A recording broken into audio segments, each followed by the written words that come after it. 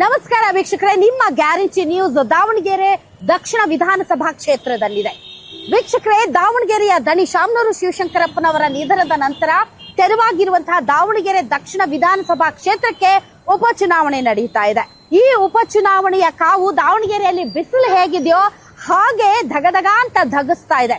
ಯಾಕೆ ಅಂತಂದರೆ, ಕಾಂಗ್ರೆಸ್ ಪಕ್ಷದಿಂದ ಆಡಳಿತ ಸರ್ಕಾರದ ಭಾಗವಾಗಿ ಮಲ್ಲಿಕಾರ್ಜುನ್ ಅವರ ಮಗ ಸಮರ್ಥ ಮಲ್ಲಿಕಾರ್ಜುನ್ ಕಾಂಗ್ರೆಸ್ನಿಂದ ಕಣದಲ್ಲಿ ಇದ್ದರೆ, ಬಿಜೆಪಿಯಿಂದ ಎಸ್ಟಿ ಸಮುದಾಯದ ಶ್ರೀನಿವಾಸ್ ದಾಸ್ ಕರಿಯಪ್ಪ ಅವರು ಸ್ಪರ್ಧೆ ಮಾಡ್ತಾ ಇದ್ದಾರೆ. ಹಾಗೆ ನೋಡಿದ್ರೆ ಇನಿಷಿಯಲ್ ಡೇಸ್ ಅಲ್ಲಿ ಯಾರು ಸಾದಿಕ್ ಪೈಲ್ವಾನ್ ಇದ್ದಾರೆ, ಕಾಂಗ್ರೆಸ್ನ ಬಂಡಾಯ ಅಭ್ಯರ್ಥಿ, ದೇವರೇ ಧರೆಗಿಳಿದು ಬಂದರೂ ಕೂಡ ನಾನು ವಾಪಸ್ ನಾಮಪತ್ರ ತೆಗೆದುಕೊಳ್ಳಲ್ಲ ಅಂತ ಅಂತಿದ್ದವರನ್ನ ಹೇಗಾದ್ರೂ ಮಾಡಿ ಸಿದ್ದರಾಮಯ್ಯನವರು ಮನವೊಲಿಸಿ ಅವರನ್ನ ಚುನಾವಣೆಯಿಂದ ನಿವೃತ್ತಿ ಘೋಷಣೆ ಮಾಡುವ ಹಾಗೆ ಬಂದಿದ್ದಾರೆ. ಬಹಳಷ್ಟು ಜನ ಪಕ್ಷೇತರ ಅಭ್ಯರ್ಥಿಯಾಗಿ ಸ್ಪರ್ಧೆ ಮಾಡ್ತಾ ಇದ್ದಾರೆ.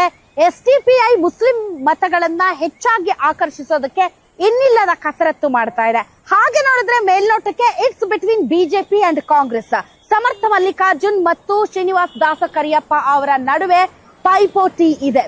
ಈ ಹಿನ್ನೆಲೆಯಲ್ಲಿ ನಾವು ಗ್ಯಾರಂಟಿ ನ್ಯೂಸ್ ದಾವಣಗೆರೆ ದಕ್ಷಿಣ ವಿಧಾನಸಭಾ ಕ್ಷೇತ್ರದಲ್ಲಿ ಯಾರ ಪರ ಒಲವಿದೆ, ಜನ ಏನ್ ಹೇಳ್ತಾರೆ, ಈ ಬಾರಿ ಬದಲಾವಣೆಯನ್ನ ಬಯಸ್ತಾರ, ಇದು ಶ್ರೀಮಂತ ವರ್ಸಸ್ ಜನಸಾಮಾನ್ಯನ ನಡುವಿನ ಫೈಟ್ ಅಂತಾನೆ ಹೇಳಲಾಗ್ತಾ ಇದೆ.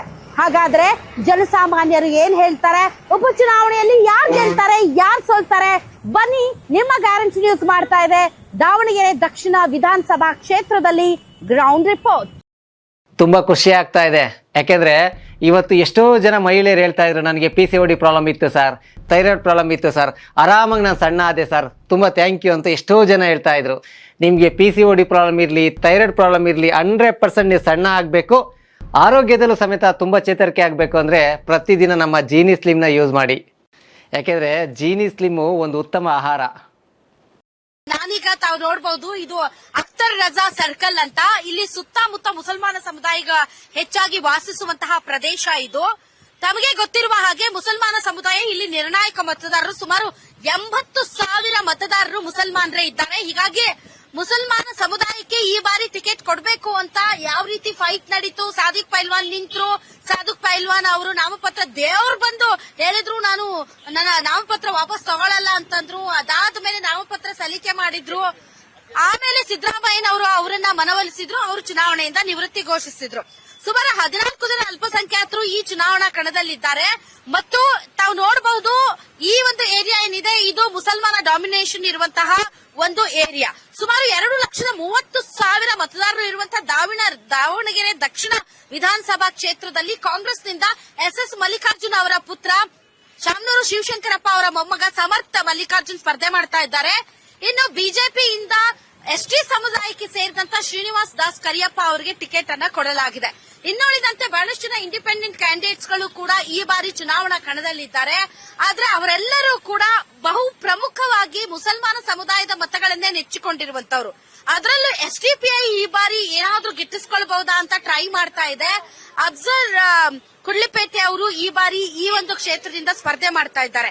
ಇನ್ಫ್ಯಾಕ್ಟ್ ಈ ಮುಸಲ್ಮಾನ ಮತದಾರರ ಚಿತ್ತ ಯಾವ ರೀತಿ ಇದೆ, ಅವರು ನಿಜಕ್ಕೂ ಕೂಡ ಸಮರ್ಥ ಮಲ್ಲಿಕಾರ್ಜುನ್ ಅವರನ್ನ ಬೆಂಬಲಿಸ್ತಾರಾ ಅಥವಾ ಬಿಜೆಪಿಗೆ ಶಿಫ್ಟ್ ಆಗ್ತಾರಾ ಅಥವಾ ಪಕ್ಷೇತರರಾಗಿ ಸ್ಪರ್ಧೆ ಮಾಡಿರುವಂತಹ ಯಾರಾದ್ರೂ ಒಬ್ಬರನ್ನ ಆಯ್ಕೆ ಮಾಡ್ತಾರಾ ಅನ್ನೋದಕ್ಕೆ ಸಂಬಂಧಪಟ್ಟಂತೆ ಮಾತಾಡೋದಕ್ಕೆ ಬಹಳಷ್ಟು ಜನ ಮುಸಲ್ಮಾನ ಸಮುದಾಯದ ಮತದಾರರು ನಮ್ಮೊಂದಿಗೆ ಜಾಯಿನ್ ಆಗಿದ್ದಾರೆ. ಬನ್ನಿ ಅವರನ್ನ ಮಾತಾಡ್ಸೋಣ. ಸರ್ ನಮಸ್ತೆ. ನಮಸ್ತೆ ಮೇಡಮ್, ಸೈಯದ್ ಸಿಕಂದರ್ ಅಂತ ಹೇಳಿ ನನ್ನ ಹೆಸರು. ಇವಾಗ ಅಭಿವೃದ್ಧಿ ಬಗ್ಗೆ ಮಾತಾಡಬೇಕಂದ್ರೆ ಫಸ್ಟ್ ಸ್ಟಾರ್ಟಿಂಗ್ ಈ ರೋಡ್ ನೋಡ್ತಾ ಇದ್ದೀರಾ, ಈ ಕಡೆ ಒಂದ್ ಸ್ವಲ್ಪ ವಿಡಿಯೋ ಮಾಡಿ, ಆ ಕಡೆ ಒಂದ್ ಸ್ವಲ್ಪ ವಿಡಿಯೋ ಮಾಡಿ ಹೇಳ್ತೀನಿ, ಆ ಕಡೆ ವಿಡಿಯೋ ಮಾಡಿ. ಇಲ್ಲಿ 450 ಮನೆ ಇದ್ವು, ಹೆಗಡೆ ನಗರ ಅಂತ ಹೇಳಿ. 450 ಮನೆಗೆ ಏನ್ ಮಾಡಿದ್ರು, ಸೈಟ್ ಕೊಟ್ರು. ಎಲ್ಲಿ ಕೊಟ್ರು? ಒಳ್ಳೆ ಪ್ರಸಾದ ಕೊಟ್ರು.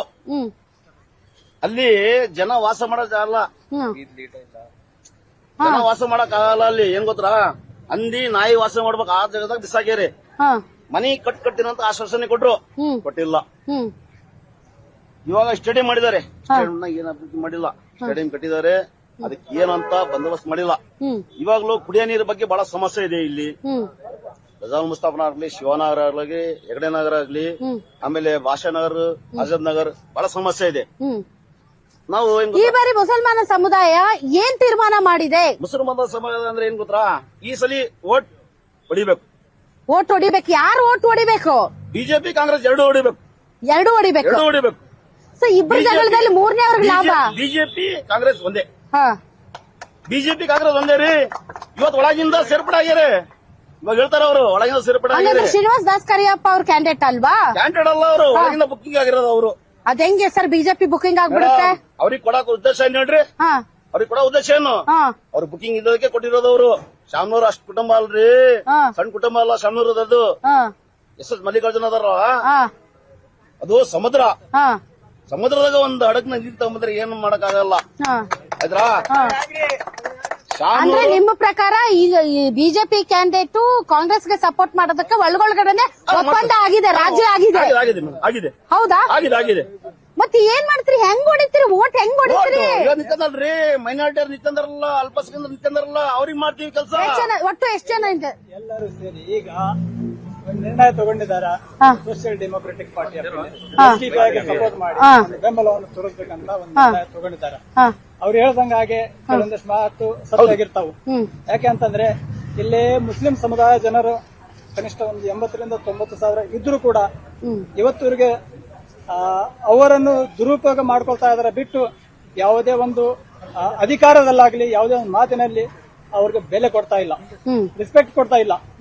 ಅದೇನ್ ಹಂಗಂತ ಈಗ ಸಾದಿಕ್ ಪೈಲ್ವಾನ್ ನಿಂತ್ಕೊಂಡಿದ್ರಪ್ಪ, ಅವ್ರನ್ನೇನು ನಿವೃತ್ತಿ ಘೋಷಣೆ ಮಾಡಿ ಅಂತ ಹೇಳಿದ್ರ ಅವ್ರಿಗೆ? ಅವ್ರಾಗ ಅವರೇ ತಾನೇ ತಗೊಂಡಿದ್ರು. ಮಾತಾಡ್ತೀನಿ ನಾನು.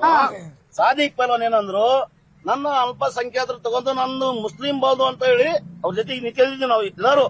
ನಾನು ಒಂದು ಸ್ಟೇಟ್ಮೆಂಟ್ ಕೊಟ್ಟಿನಿ, ಜಮೀರ್ ಅಹಮದ್ ಸಾಹೇಬ್ರೆ ದಯವಿಟ್ಟು ಸಾಹೇಬ್ರೆ ಕೆಲಸ ಇದ್ರೆ ಬರ್ರಿ, ನೀವು ದಯವಿಟ್ಟು ಇಲ್ಲಿಗೆ ಬರಕ್ ಹೋಗ್ಬೇಡಿ. ಅವ್ರು ಬರ್ಲಿಲ್ಲ. ಕಟ್ಟಿ ಬರಂಗಿಲ್ಲ ಅವರು. ಯಾಕೆ ಹೇಳ್ರಿ? ಗೊತ್ತಿದೆ ನಮಗೆ.